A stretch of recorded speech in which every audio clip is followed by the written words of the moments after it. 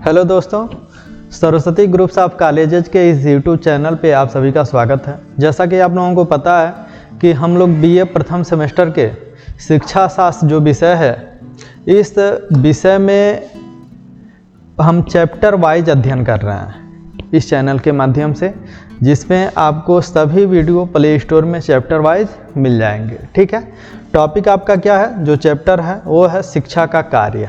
ठीक है, और शिक्षा के कार्य के अंतर्गत जो हम लोगों का टॉपिक है वह है सांस्कृतिक विरासत का प्रसारण या हस्तांतरण। इसके बारे में आज हम लोग पढ़ेंगे। तो सबसे पहले हम ये जान लेते हैं कि भाई शिक्षा का कार्य क्या है।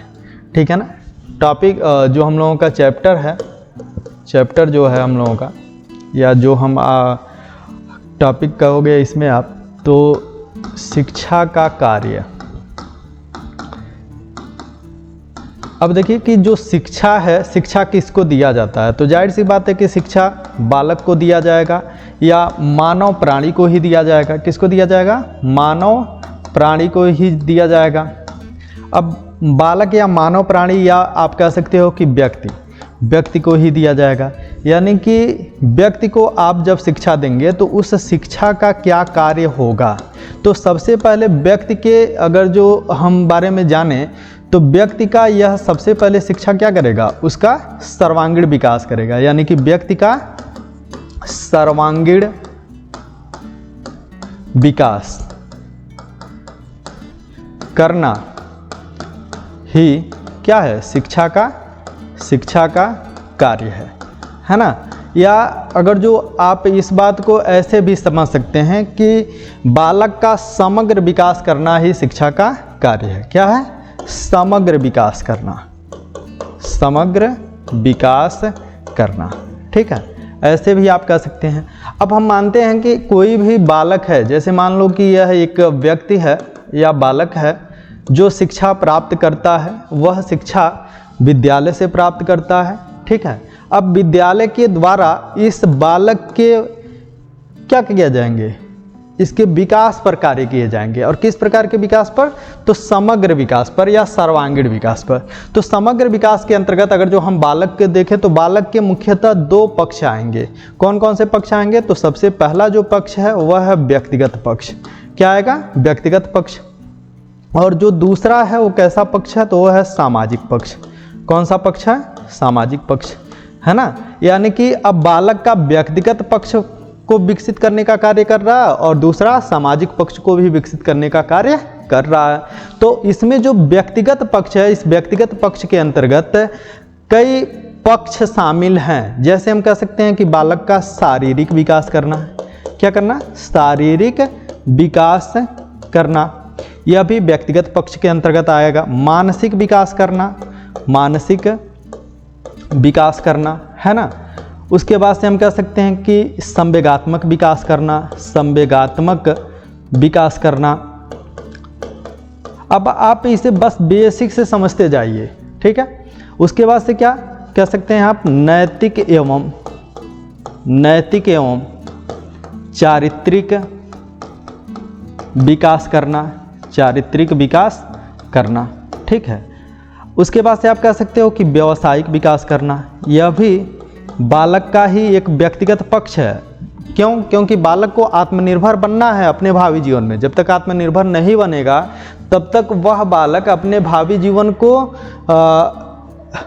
हम कह सकते हैं कि पूर्णतः विकसित नहीं कर पाएगा, या भावी जीवन को उपयोगी नहीं बना पाएगा, या अपने जीवन को सफलतापूर्वक जीवन व्यतीत नहीं कर पाएगा। ये सभी चीज़ें इसके अंतर्गत आएंगी।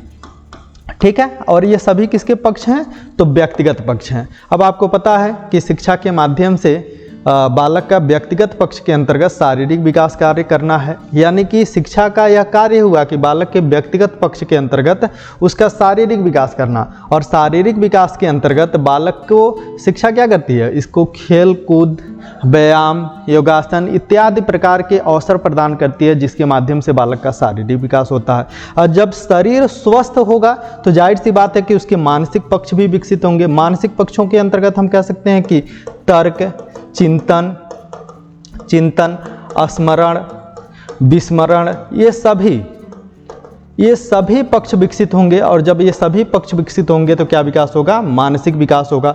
उसी तरह से संवेगात्मक विकास, आपको पता है कि मूल प्रवृत्तियों का जो क्रियात्मक रूप होता है वही क्या कहलाता है? संवेग कहलाता है। जैसे मान लो कि आपका पलायन है ना, पलायन का तात्पर्य किससे है? भगने से है। और कोई भी व्यक्ति कब भगता है? जब उसे डर लगता है ना। तो यह सभी प्रकार के, जैसे मान लो कि घृणा करना, द्वेष करना, खुश होना, ये सभी किस पक्ष के अंतर्गत आएंगे? तो संवेगात्मक पक्ष के अंतर्गत आएंगे, ठीक है, इमोशन के अंतर्गत आएंगे, या जो आप कहते हो कि संवेग, या जो मूल प्रवृत्ति भी आप कहते हो, तो उसी का ये क्रियात्मक रूप होता है, ठीक है। अब उसके बाद से यह बालक के जो अन्य पक्ष हैं, जैसे नैतिक चारित्रिक विकास करना, यानी कि बालक जिस परिवेश में रह रहा है, जिस विद्यालय में शिक्षा प्राप्त कर रहा है, इस परिवेश का यह उत्तरदायित्व तो बनता है, इस विद्यालय का भी यह उत्तरदायित्व तो बनता है कि शिक्षा के माध्यम से उस बालक में नैतिकता का विकास किया जाए, वह नीति और नियमों का पालन करते हुए अपना जीवन यापन करे। साथ ही साथ उसका चारित्रिक विकास करना, है ना, ताकि बालक झूठ न बोले, है ना। इस प्रकार के जो भी अवगुण जैसे पक्ष हैं वह उसके अंदर विकसित न हो पाए, जो व्यक्तिगत पक्ष के अंतर्गत आता है। और अगला है व्यावसायिक विकास, यानी कि उस बालक को आत्मनिर्भर बनाना। यह सभी शिक्षा के कार्य हैं, ठीक है। अब इसके अलावा जो आपने दूसरा पक्ष पढ़ा है, दूसरा पक्ष क्या आपने पढ़ा है? सामाजिक, है ना। तो सामाजिक पक्ष का तात्पर्य किससे है? ये तो आप सभी ने पढ़ लिया, ठीक है। अब देखिए दूसरा जो पक्ष है आपका सामाजिक, सामाजिक के अंतर्गत क्या आ जाएगा? बालक का सांस्कृतिक विकास करना, है ना, राजनीतिक विकास करना, राजनीतिक विकास करना, ठीक है। अब इसी में हम कह सकते हैं कि बालक का सामाजिक विकास भी करना, सामाजिक विकास, ठीक है। उसका आर्थिक विकास करना, आर्थिक विकास करना, यह सभी किस प्रकार के पक्ष के अंतर्गत आएंगे? तो सामाजिक पक्ष के अंतर्गत आएंगे। यानी कि यह भी विकसित करने का कार्य किसका है? तो शिक्षा का है। यानी कि जो शिक्षा है वह बालक के व्यक्तिगत विकास भी करते हैं और सामाजिक विकास भी करते हैं। व्यक्तिगत विकास के अंतर्गत बालक का सांस्कृतिक विकास करना है, यही आपका टॉपिक है, आगे आप देखेंगे। उसका राजनीतिक विकास भी करना है, वह जिस परिवेश में रह रहा है वह परिवेश राजनीतिक पहलुओं से घिरा हुआ है। जिस देश का निवासी है, जैसे मान लो कि आप भारत देश के निवासी हो, तो आपका भारत देश लोकतांत्रिक देश है, प्रजातांत्रिक देश है। लोकतांत्रिक प्रजातांत्रिक होने के नाते आपके देश की जो शासन सत्ता है वह एक पॉलिटिकल व्यवस्था के अंतर्गत चलती है, इसलिए यह गुण भी इसके अंदर विकसित होने चाहिए।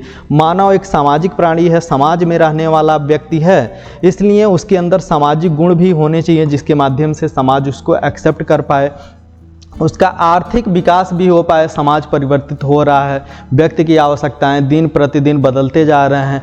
जब तक बालक का आर्थिक विकास नहीं होगा तब तक बालक समयानुसार अपने अंदर परिवर्तन नहीं कर सकता, है ना। तो इस प्रकार के बहुत से ऐसे तथ्य हैं, बहुत से ऐसे पक्ष हैं जिन पक्षों के माध्यम से क्या किया जाता है?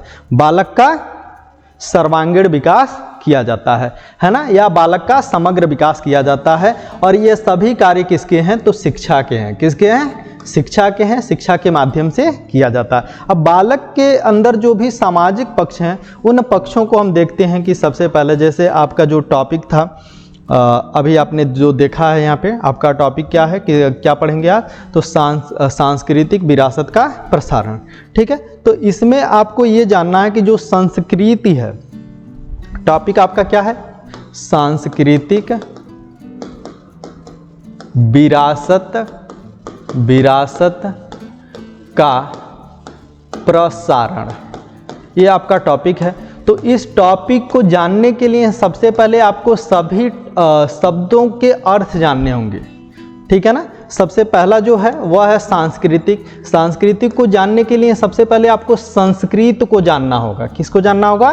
संस्कृत को जानना होगा कि भाई संस्कृत क्या है, तब जाके आप सांस्कृतिक को जान सकते हैं। यानी कि बहुत ही सामान्य अर्थ में इसका प्रयोग किया जाता है, आप लोग हर समय इसका प्रयोग करते हो, ठीक है, कि संस्कृत क्या है या सांस्कृतिक क्या है, या इसे अंग्रेजी में आप क्या कहते हो? कल्चर भी कहते हो। क्या कहते हो? कल्चर कहते हो, वह कल्चर क्या है, ठीक है।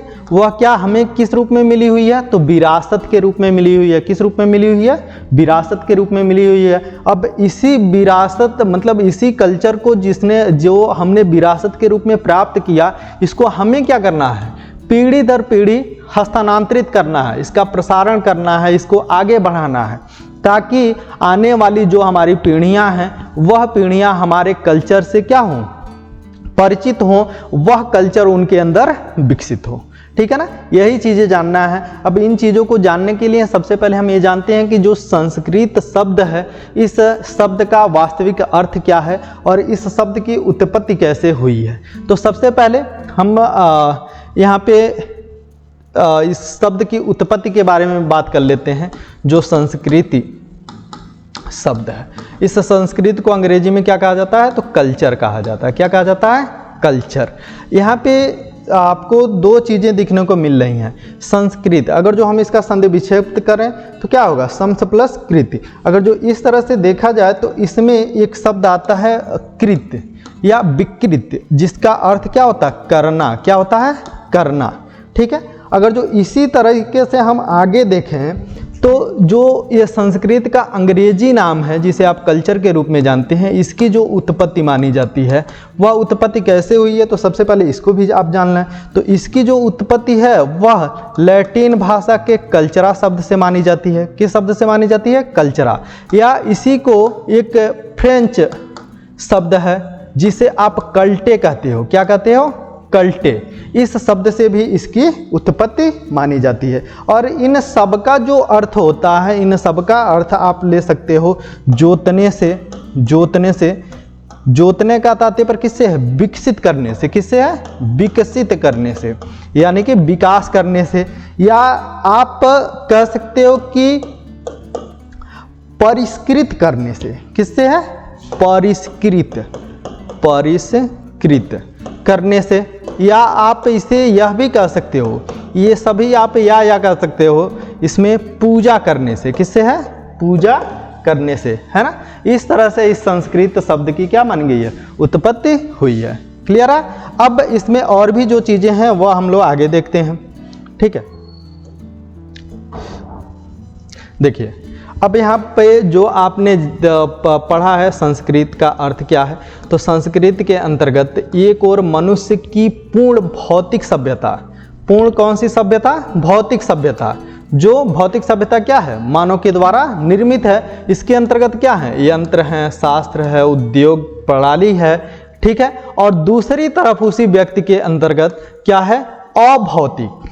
क्या है, अभौतिक, जिसे आप आध्यात्मिक सभ्यता भी कहते हो। क्या कहते हो, आध्यात्मिक सभ्यता भी कहते हो। जैसे आप इसमें कह सकते हो भाषा है, साहित्य, कला है, धर्म है, नैतिकता है, न्याय है, शासन है, ठीक है। यह सभी चीज़ें व्यक्ति के किसके अंतर्गत आते हैं, तो संस्कृत के अंतर्गत आते हैं। यहाँ आपने क्या देखा, तो संस्कृत को आप दो भागों में विभाजित कर सकते हो।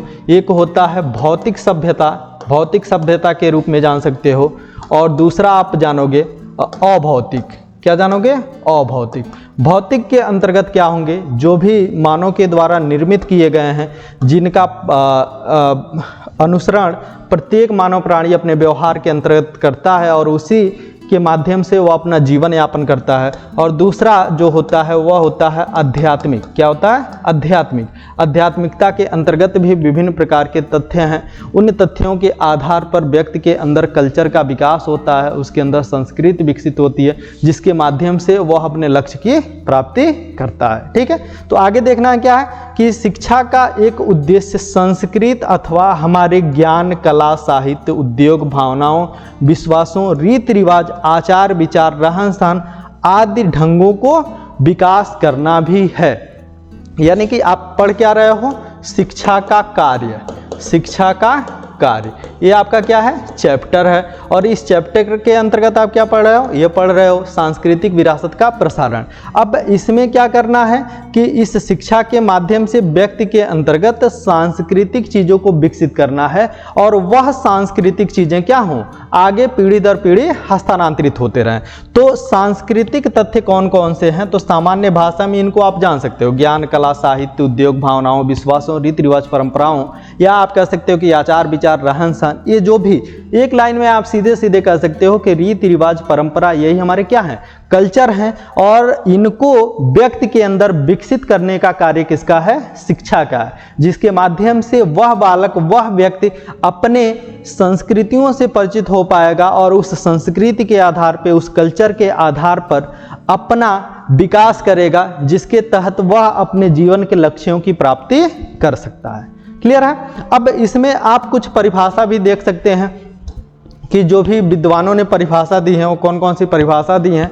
ठीक है, एक एक करके हम लोग देख लेते हैं। सबसे पहला जो परिभाषा है वह है मैथ्यू अर्नाल्ड के अनुसार। देखो, अगर जो आपसे ऑप्शनल पूछता है तो ऑप्शनल में इनका मैथ्यू अर्नाल्ड का और ओटावे का परिभाषा ज़्यादातर पूछ लेता है और बहुत आसान भी है इन दोनों लोगों का परिभाषा। और जब आप थ्योरी लिखते हो तो थ्योरी लिखने में आपको कम से कम 2 से 3 परिभाषा लिखना अनिवार्य होता है, जिससे आप के जो कॉपी होते हैं उसकी रोचकता भी बढ़ जाती है, आकर्षित भी हो जाता है। और जो एग्जामिनर होता है वह आपके कॉपी के इस लिखने के तरीकों को देखकर अच्छा नंबर आपको देता है। ठीक है ना।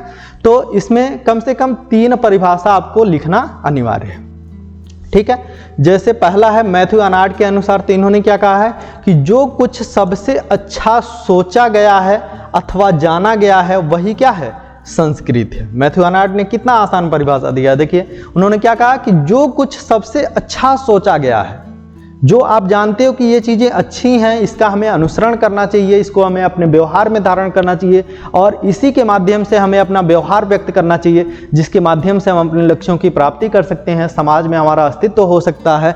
वही चीज़ क्या कहलाती है, वही संस्कृत कहलाती है। क्या कहलाती है, संस्कृत कहलाती है। कितना बेटर परिभाषा है। देखिए अगला है ईवी टाइलर के अनुसार। किसके अनुसार, ईवी टाइलर के अनुसार इन्होंने क्या कहा, संस्कृत उस संपर्क पूर्ण इकाई को कहते हैं जिसके अंतर्गत ज्ञान, विश्वास, कला, नीति, न्याय, रीति रिवाज तथा अन्य क्षमताएं और आदतें शामिल हैं, जिन्हें प्रत्येक व्यक्ति समाज के एक सदस्य के नाते ग्रहण करता है। यानी कि सीधे सीधे हम जितने भी मानव प्राणी हैं, हम सभी मानव प्राणी कैसे प्राणी हैं, तो सामाजिक प्राणी हैं। कैसे प्राणी हैं, सामाजिक प्राणी हैं। हमें अपने समाज में रहने के लिए समाज के द्वारा जो भी बनाए गए रीति रिवाज, परंपराएं हैं, उन परंपराओं को अपने अंदर विकसित करना आवश्यक है। जब तक वह परंपराएं, वह रीति रिवाज, वह तौर तरीके, वह ज्ञान, वह कला, वह नीति अगर जो हमारे अंदर विकसित नहीं होगी तो हम अपने आप को समाज के अनुरूप नहीं ढाल सकते, समाज हमको एक्सेप्ट नहीं करेगा, है ना। तो इसलिए इन सभी को ग्रहण करना हमारे लिए आवश्यक है और यह ग्रहण करने का कार्य कौन कराता है, तो शिक्षा कराती है। अतः शिक्षा का कार्य यह भी है। अगला है आपका ओटावे के अनुसार। ओटावे ने क्या कहा कि समाज के जीवन का संपूर्ण ढंग ही संस्कृत है। यानी कि मानव प्राणी जिस परिवेश में रहता है वह परिवेश उसका समाज कहलाता है और उस समाज के जो जीवन है, यानी कि उस समाज का जीवन का तात्पर्य किससे है, उस समाज में रहने वाले व्यक्तियों के जीवन से है। किससे है, व्यक्तियों के जीवन से है। तो उन व्यक्तियों के जो भी संपूर्ण तौर तरीके, रीति रिवाज या आप उसे ढंग भी कह सकते हो, यह सभी क्या कहलाते हैं, संस्कृति कहलाते हैं। क्या कहलाते हैं, संस्कृत कहलाते हैं। और यह परिभाषा किसने दिया है, तो ओटावे महोदय ने दिया है। ठीक है। इस वीडियो में बस इतना ही। आगे की जो भी चीज़ें हैं हम लोग अगले वीडियो में देखेंगे। तब तक के लिए आप सभी को धन्यवाद।